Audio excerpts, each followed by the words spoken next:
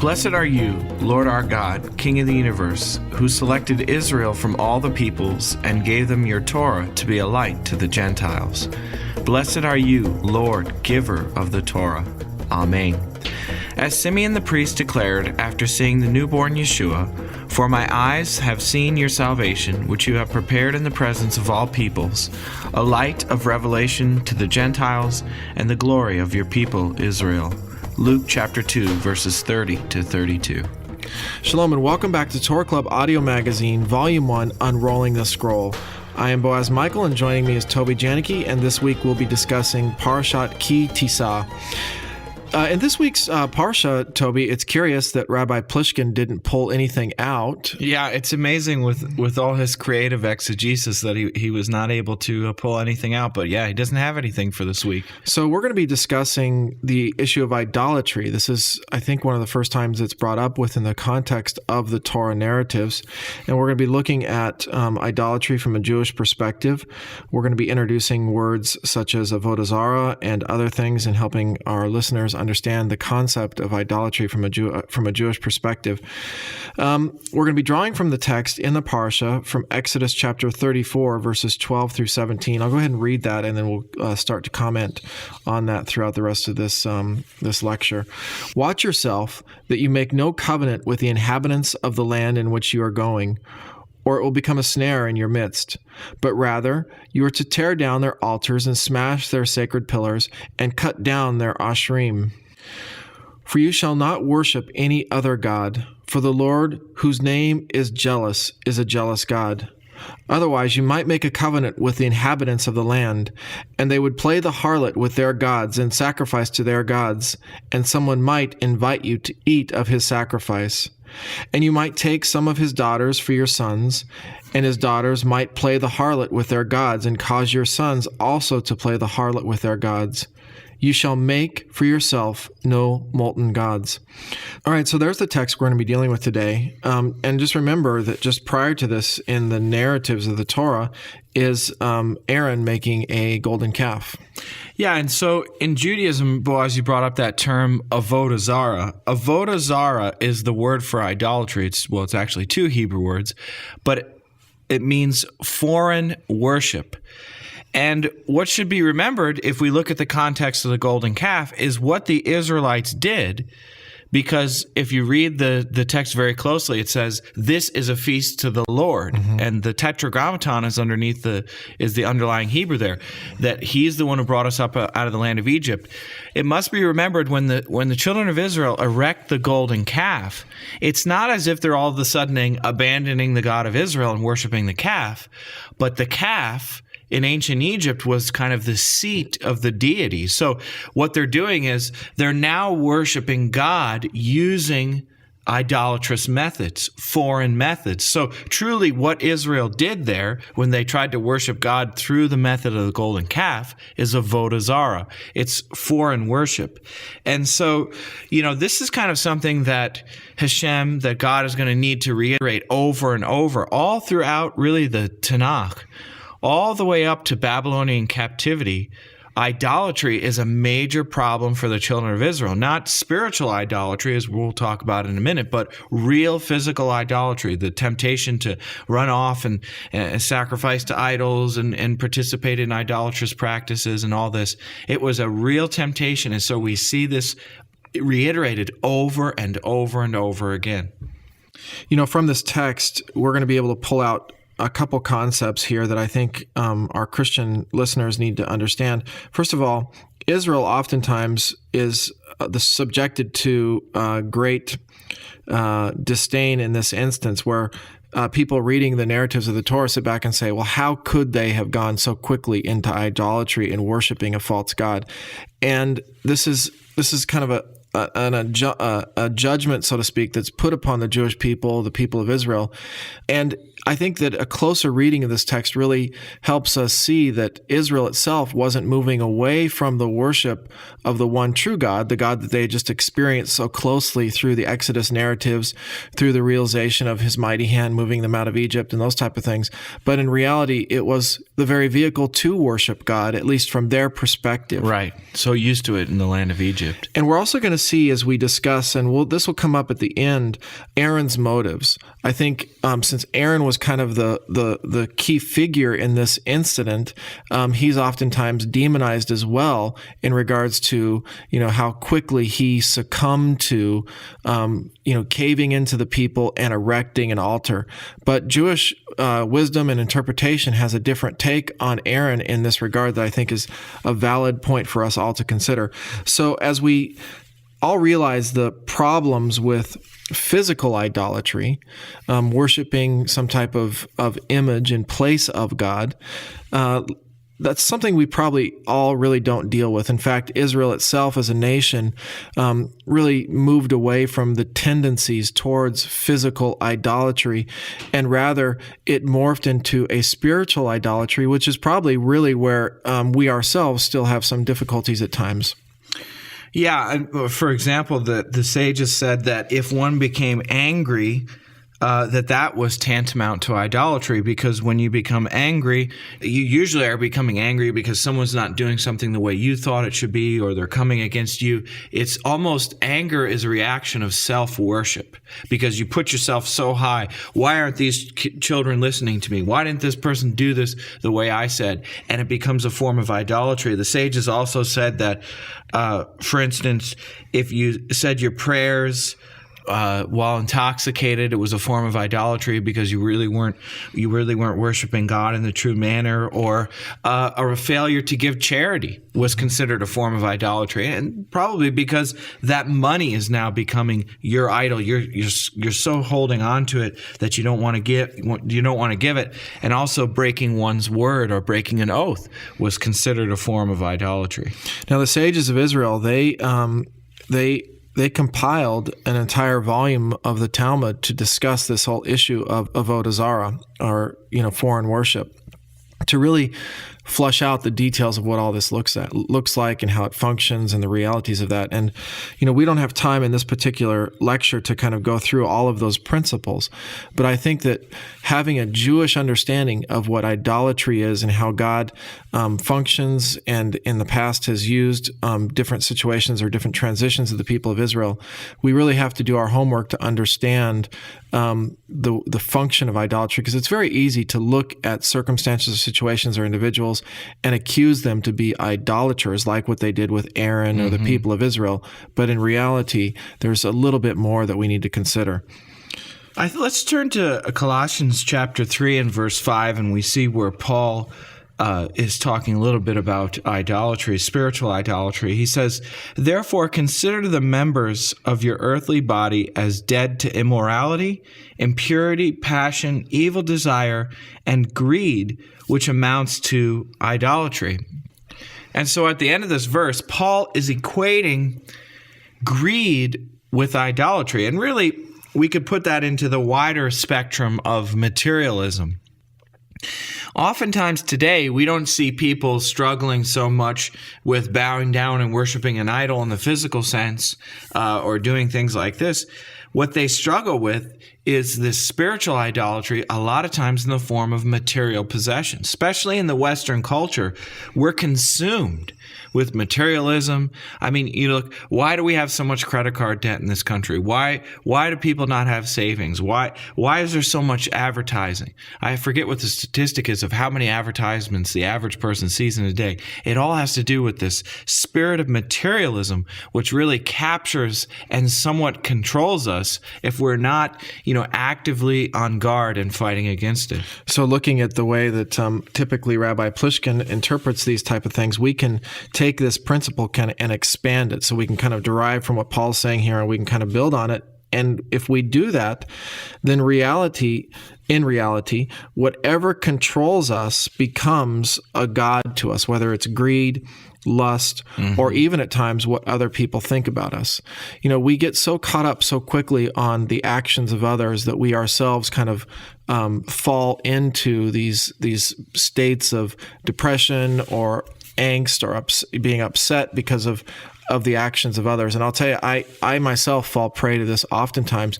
And when I do that, I'm losing focus of God's sovereign control and God's sovereignty, his one-ship in my life and in the life of his ability to control and manage and use different situations, even if they aren't going the way I think, to continue to shape and mold and govern my life and the others around me.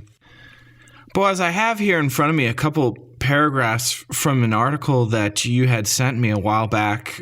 This is by Rabbi Adin Steinsaltz, and it's called The Paganization of Western Culture.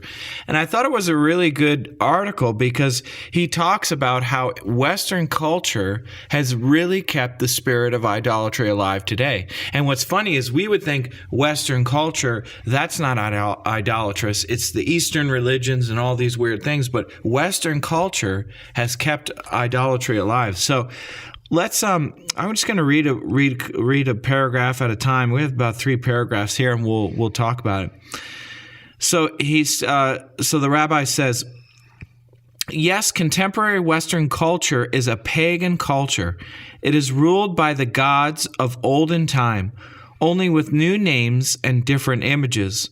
The first is the god of power, formerly known as Baal, literally owner, who sometimes appears in a slightly different form as Mammon, the god of money. Another such god is Ashtaroth, Ashtra or Ishtar, the goddess of sex and fertility. In our time, though, it is no longer the goddess of fertility, but only of pure sex. So he brings out these 4 different things that he believes are very real gods in our time. So you have power, money, and sex. And that, you can take a look around at our culture. I mean, look at something like sex.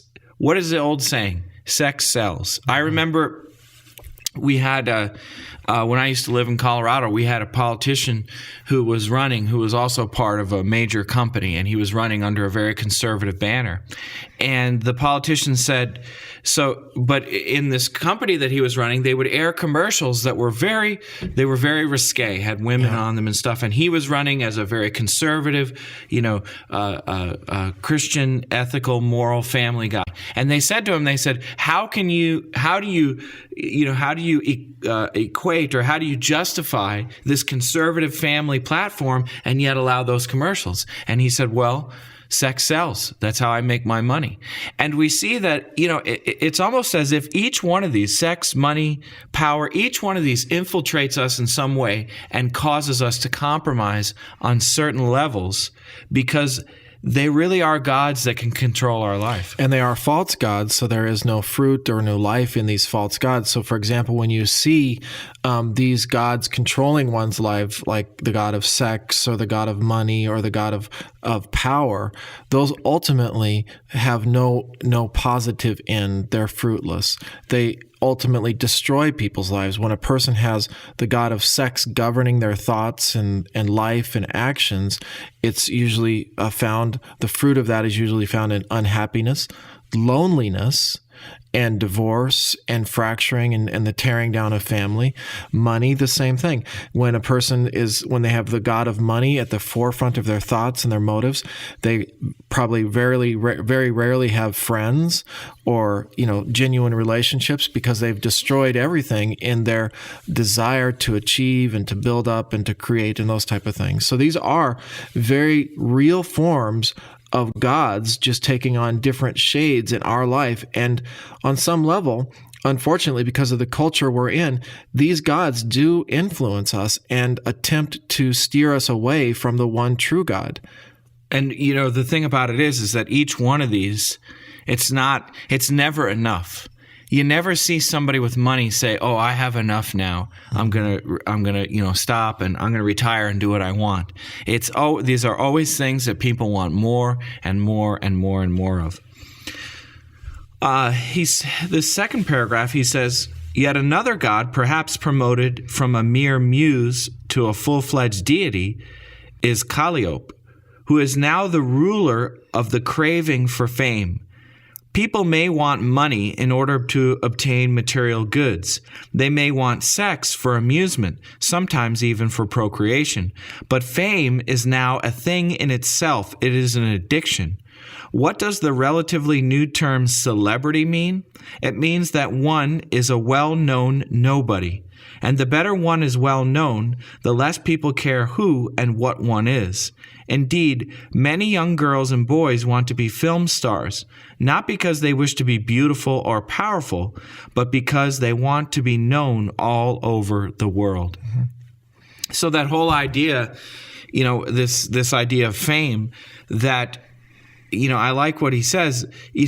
The whole idea of a celebrity is a well-known nobody. I remember my dad would say, he'd always have the saying, we'd be talking about somebody and would say, "Oh, this is a great person," whatever. And my dad always liked to bring it down to reality and say, that person has to put their pants on one leg at a time. It's not, they're not, these people these celebrities that we put up on pedestals, some of them have even, they have even crazier lives than the average person. But they're no different than you and I. We've just sort of placed them up on the pedestal, and there is a real desire for people to be well known. They feel that if they're well known, that becomes something that's going to fulfill them, when in fact, again, it's just another form of idolatry. I thought of something. I recently saw a television that has the capability of doing high definition, and I've never really seen that before. But I was looking at the scenes on the TV in high def, and it was like it was actually very distracting because you see such clarity in terms of wrinkles or makeup or those type of things. And it's like people don't realize that at the end of the day, the people that are in those places in which they idolize or they desire to be well known, those are just normal, regular people, and they put their pants on one leg at a time, and they also have all the same scars, dysfunctions, if possibly, and most likely even more, because of the status in which they've achieved. It's funny, Boaz, when you were talking about the high definition television, I remember when they were going to introduce that all the actors were complaining because they said that, now they're going to be able to see this and you're going to have to touch up this. And really, it all becomes about this kind of fake reality. Mm-hmm. We think we're seeing real people, but we're not. We're seeing airbrushed and all this. Yeah. And once again, it's that god of fame. Or it's that craving for fame, and that craving for fame is postured in how good I look and those type of things. But, high def reveals that. Yeah. Okay, this last paragraph we're going to read, he says, "One may ask, where are all the temples of these gods? Well, the temples of Jupiter, Mammon, are in almost every other building in the city of London and in Geneva, only they are called banks, and their priests and high priests are called managers and executives. The temples, as well as the images of Astarte, are everywhere, and Calliope has its shrines in almost every household in the form of television sets." He's really kind of hitting home with this stuff. The lust for money with the banks, certainly the sexual images. I mean, it's just the billboards. I don't know who is in charge of saying what's appropriate and what's not, but they're clearly dropping the ball in even what they're allowing on magazine covers and supermarkets and all over the place. But how much does that hit home in front of the television? I remember, a while back, speaking of emails, I got this humorous email. This person was saying that, they were being criticized for participating in a certain holiday, and people were saying, well, you're actually worshiping idols. And they wrote back to the person. They said, well, how much time do you sit prostrated in front of the television every night? It was kind of a humorous dialogue. But if you think about that, how much does that really control people? How much does that really take over people's lives? One of my favorite books that I read in school was called Fahrenheit 451, and it's a science fiction novel. And the premise was that in the future, that the Fahrenheit 451 is a burning point of paper, that they take away all the books. And in the movie that was created, I believe, the book I think was written in the 1950s or something. I'd probably be corrected on that. But certainly before the way television is today. And they imagined in this book that everywhere in the house there'd be a television set, and that would become people's families. 50 years ago, this is predicted, and how much do we see this today? How many people are dependent on the television, running all the time, missing the show? Missing the show that we're waiting to see is almost, it has the religious fervor of the person who says, I'm missing assembly, I'm missing going to the congregation at this time. So maybe perhaps a principle that we can take home from this whole discussion is that at times it's very easy for us to point fingers. And in this instance, it's, we're drawing from the text of the Israelites coming out of Egypt, and they build for themselves a golden calf. And it's very easy for us to point back and to point at them and say, look at how they fell so quickly into idolatry and how quickly they abandoned God. Maybe what a very practical thing that we can take away from this is not to be so quick to judge others for what we perceive to be their idolatry, but rather we should be looking at our own lives and to see where we ourselves are prey to the very same sin of idolatry. Because, as we work through this list, I think that this is the tendency of man, and the tendency of our flesh is to fall prey to these gods, because the world and the culture in which we live in is so saturated with these images, thoughts, motives, agendas, that it's very difficult for us not to kind of concede and also participate with the rest of the people around us. And certainly the other thing I think when we look at all these, like when we're talking about sex, money, and power, all these things are God-created things. It's our perversion of them. He created procreation. He created, he blesses us with money when we need it. And certainly power can be used for good things. Look at the great kings in the Bible and the well-known figures throughout history that have done great things. But it is the perversion and making them into idols and idolatry that is really the issue. But I like what you say, because so many times we read those narratives, the golden calf and so forth. Oh, those Israelites, how could they do that? When we participate in similar things every day. Yeah. Let's close with an attempt to redeem Aaron on some level.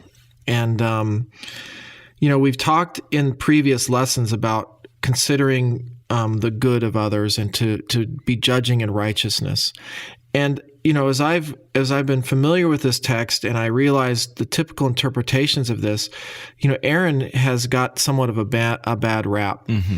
Remember, from a Jewish point of view and from a historical contextual point of view, they were building the golden calf not for the worship of the golden calf, but to worship God, because that was what they were familiar with. So Aaron is kind of, involved here, and we know his role. But Aaron, one of his characteristics was known as a peacemaker. So you see the people of Israel kind of all like flustered, and Moses is gone. So the very image of God, Moses is gone, has disappeared. People are getting nervous. People are getting upset. People are afraid. And Aaron tries to bring peace into the camp, and he concedes to participating in the building of this golden calf for the sake, as the sages would say, for the sake of bringing peace and shalom. And sometimes our greatest strengths are also our greatest weaknesses. So his strength is a peacemaker, and that became a weakness in this stage, because certainly he could have done things different, but we can also look at it from a different perspective. Jewish literature, the Pirkei Avot, the wisdom literature of the sages, in chapter 1, verse 12 says, Be ye a disciple of Aaron, pursue peace, love peace, and bring people closer to Torah. And I think that if we can redeem Aaron in this situation, I think that his motive was to bring a sense of peace to the people of Israel, and that God was still nearby. That even in Moses' absence, that God was still there amongst them. And, right or wrong, I think that that's a positive way to look at Aaron. The book of James kind of reiterates this principle in regards to being peacemakers, and by being a peacemaker, we bring people closer to God. In James chapter 3, verses 17 through 18, it says, "And a harvest of righteousness is sown in peace by those who make peace." That at times, peace can be a facilitating factor to bringing people closer to God. You know, what's shocking is in the Midrash, or at least shocking to our kind of Western Christian mindset, in the Midrash, they tell a story about Aaron. Midrash is, it has smidge of truth, and then it's kind of like parables. But they have Aaron, where he knows the two people, so the story goes, two people have a grievance towards one another. He'll go to the one person, he'll say, well, let's say it's Reuven and Shimon. He'll go to Reuven, he'll say, Shimon is really sorry about what he did, feels horrible, wants to make up, wants to apologize. Then he'll go to Shimon, and he'll say, Reuven is really sorry, he wants to make up with you, wants to apologize. Even though neither said that, they come together and meet, and they both embrace one another, and they make up. But we'd look at that immediately and say, "Well, he lied," this, and we dissect it. Why is it wrong, and all this? But as you're saying, in the Jewish mindset, that pursuit of peace, of accord between brothers, is one of the most important things. The rabbis asked the question: why was the northern kingdom allowed to exist so long, despite their idolatry and the fact that they had left and they had perverted the worship of God and mixed it with idols? And the answer is because they loved one another. As Paul tells us, love covers a multitude of sins. And I pray that we can really, really grasp what that's saying, how important that characteristic is. The opposite of that is, the southern tribes, so to speak, where, they were excelling in faithfulness to God according to his Torah, but yet they had no love towards one another, and they had gossip amongst the community. And as a result of that, there was no blessing, and they ultimately lost the temple. Yeah. So like what we've done here with Aaron, let's always consider the good motives of other people, and let's first give them the benefit of the doubt, and let's pursue peace and pursue the shalom of the Mashiach, the shalom of the Prince of Peace, Messiah, as we engage in a very difficult life and culture that surrounds us. Let's keep our hearts and minds in the right place, and let's give others the benefit of the doubt. And as the Apostle Simon Peter admonishes us, grow in the grace and knowledge of our Master and Savior, Yeshua the Messiah. To him be the glory both now and to the day of eternity. Amen.